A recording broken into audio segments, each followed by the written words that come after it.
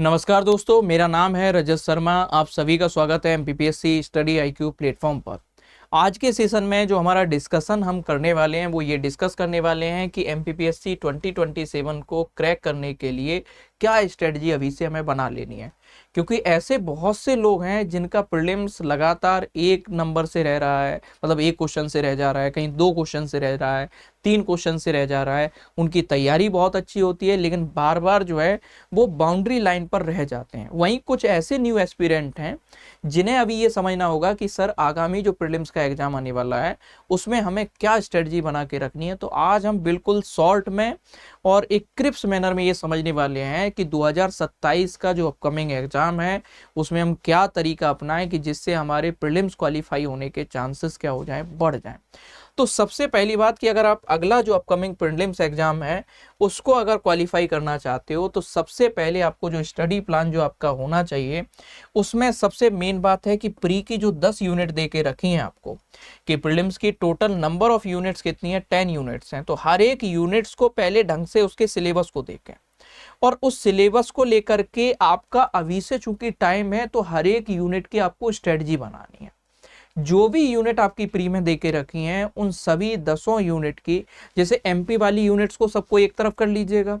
तो सबसे पहले डेली प्लान में एक एमपी वाली यूनिट को एक तरफ रखो, दूसरा जो अलग अलग सब्जेक्ट की यूनिट हैं उन्हें एक तरफ करिएगा और उसके सिलेबस को ध्यान रखिएगा कि सर इस सिलेबस के अकॉर्डिंग हमें किस यूनिट को कितना टाइम देना चाहिए और डेली बेसिस पर अपने टारगेट बनाने शुरू कर दीजिएगा।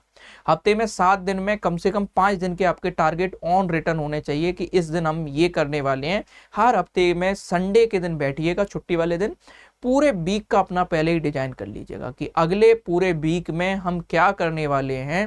इस तरीके से डिजाइन करो और ऐसा डिजाइन करिएगा कि न तो आपके ऊपर बहुत ज्यादा बर्डन बढ़ जाए और ना ही बहुत ज्यादा बर्डन कम हो जाए। इस तरीके से आपको ये करना है कि टाइम रहते रहते आपका जो है पूरा 10 यूनिट का सिलेबस क्या हो जाए, कंप्लीट हो जाए।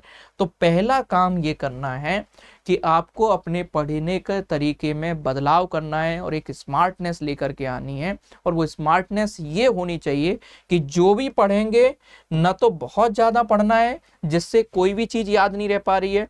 तो हफ्ते के सभी दिनों का आपके पास में एक शेड्यूल होना चाहिए। 2 दिन चीट डे के तौर पे रख लो, 5 दिन का आपके पास में प्लान होना चाहिए। दूसरा वो प्लान ऐसा होना चाहिए कि जिससे आपके जो 10 यूनिट हैं वो सभी यूनिट्स आपके क्या हो जाएं बेटा, कवर हो जाएं। तभी वो मामला जो है कि हर टॉपिक पर आपकी एक बार नजर जाए और वो हर टॉपिक आपको पढ़ लिया जाए। एनसीईआरटी यहाँ पर कोई पढ़ने की जरूरत नहीं है, मेनली कंसेप्ट और फैक्ट उन दोनों को एक साथ लेकर के चलना है। सिलेबस में जो भी टॉपिक दिए उन सभी टॉपिक्स के कंसेप्ट और फैक्ट को एक साथ तैयार करना है। अब आपने 2 लेवल पर अगर ये काम कर लिया है तो फिर तीसरा सबसे इंपॉर्टेंट काम जो है वो रेगुलर प्रैक्टिस और पीवाईक्यू की प्रैक्टिस करना। आप सबसे पहले क्या करिएगा, लास्ट 8 ईयर्स के पिछले 8 वर्षों के पीवाईक्यू को क्या करना है, सॉल्व करना है। हर एक यूनिट के पीवाईक्यू आपके टेबल पर होना चाहिए जिससे आपको ये समझने में मदद मिलेगी कि यहाँ से क्वेश्चन किस तरीके पूछे जा रहे हैं और टाइम बाई टाइम या ईयर बाई ईयर किस तरीके से हमारे एग्जाम में बदलाव आ रहा है, कि हर साल के स्तर पर क्या बदलाव आ रहा है। तो सबसे पहले फोकस करो कि सिलेबस का बर्डन खत्म करो। सिलेबस जब तक कंप्लीट नहीं होता हमारे कंधों पर ऐसा बोझ रहता है, ये लगता है कि अब पता नहीं सिलेक्शन होगा कि नहीं, हमने तो सब जो है पढ़ा ही नहीं है, सिलेबस हुआ ही नहीं है। तो सबसे पहले कोशिश करो कि सिलेबस को कंप्लीट खत्म कर दो। दूसरा बात फिर क्या करो कि सिलेबस जैसे एक एक यूनिट का तरीका अपनाओ, एमपी की सभी यूनिट एक तरफ रखो और उन यूनिट के हिसाब से पीवाईक्यू सॉल्व करना शुरू करो। दूसरा जो अदर टॉपिक हैं उनको भी सॉल्यूशन करना करो। फिर अब ये देखो कि हमारे किस यूनिट के क्वेश्चन सबसे ज्यादा गलत हो रहे हैं और कौन सी यूनिट में हमारे पास में स्ट्रॉन्गनेस है। अब किसी बच्चे का जो है पॉलिटी अच्छा होगा, किसी का ज्योग्राफी अच्छा होगा, किसी का हिस्ट्री अच्छा होगा। तो जो सब्जेक्ट अच्छा है उसके शुरुआत से ही पीवाईक्यू शुरू करो, उसके एमसीक्यू शुरू करो। जिस सब्जेक्ट में आपके कंसेप्ट और फैक्चुअल पोर्शन कमजोर है उस पे हमें क्या करना है, ज़्यादा ध्यान देना है। और वो पता कब चलेगा, जब आप एनालिसिस करेंगे अपने पेपर का कि आपने 100 क्वेश्चन लगाए, उस यूनिट के 100 क्वेश्चन में कितने क्वेश्चन आपके सही हो रहे हैं और कितने क्वेश्चन आपके गलत हो रहे हैं। जब ये प्रॉपर आप एनालिसिस करेंगे तभी आपको क्या पता चलेगा, आपकी गलतियों का सही पता चल पाएगा। इसके अलावा फिर जो है लगातार आपको जो है ऐसे लोगों के संपर्क में रहना है जो आपको एक सकारात्मक ऊर्जा देते हों, जो आपको पॉजिटिव फील कराते हों, जो आपको ये विश्वास दिलाते हों कि अभी कोई बात नहीं है, अगर मान लो किसी वजह से एक आध क्वेश्चन से लास्ट ईयर रह गया तो इस बार आपका एग्जाम तो क्वालिफाई हो ही जाएगा। कॉन्फिडेंट फील करवाते हो आपको, आपके आसपास ऐसे लोग होने चाहिए। या आप भी अपना माइंडसेट ऐसा रखिएगा कि कहीं ना कहीं रेगुलर बेसिस पर मेडिटेशन की हेल्प लीजिएगा, योगा कर सकते हैं, अपने मन को शांत रख सकते हैं, म्यूजिक सुन सकते हैं, अच्छा वॉकिंग कर सकते हैं, रनिंग कर सकते हैं, साइकिलिंग की हेल्प ले सकते हैं, स्विमिंग कर सकते हैं। ये जो भी चीज़ आपकी पसंद की चीज़ हो उसकी हेल्प लें और अपने आप को पॉजिटिव फील करें। ऐसा नहीं है कि 24 घंटे वही मन में चल रहा है और आप फिर डिप्रेशन में चले गए।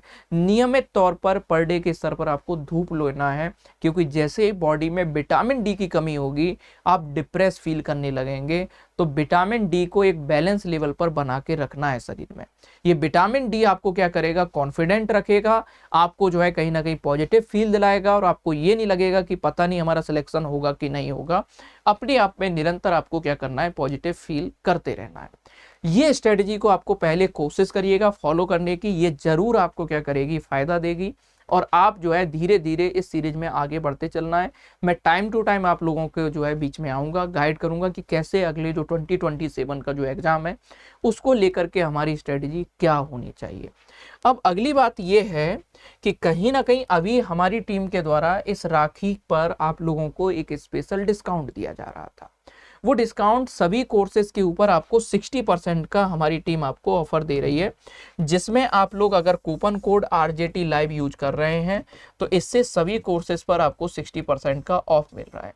लेकिन चूंकि आज है राखी का दिन, रक्षाबंधन का दिन, तो आपको 60% ऑफ के साथ साथ 60% ऑफ के साथ साथ आपको एडिशनल 1000 रुपये का क्या मिल रहा है, डिस्काउंट मिल रहा है। बस जरूरत है कि आपको हमारा कूपन कोड RJT लाइव को क्या करना है, यूज करना है। इसी से आपको ये ऑफर का बेनिफिट मिलेगा। ये ऑफर आपके लिए केवल और केवल आज के लिए ही वैलिड है। आज शाम तक, रात के 12 बजे तक अगर आप किसी भी कोर्स में, हमारे ऑनलाइन कोर्स में इनरोल करते हैं तो आपको 60% ऑफ के साथ साथ एडिशनल 1000 रुपये का ऑफ मिलेगा। तो इस ऑफर को बेनिफिट लेने के लिए आप जो है क्या करना है, इनरोलमेंट में कूपन कोड RJT लाइव का यूज करना है। ये कोर्स को लेकर के कोई कंफ्यूजन है तो आप कॉल कर सकते हैं 9289996921। इस नंबर पर आप कांटेक्ट भी कर सकते हैं। थैंक यू एवरीवन, बने रहिएगा MPPSC स्टडी IQ के साथ। Thank you.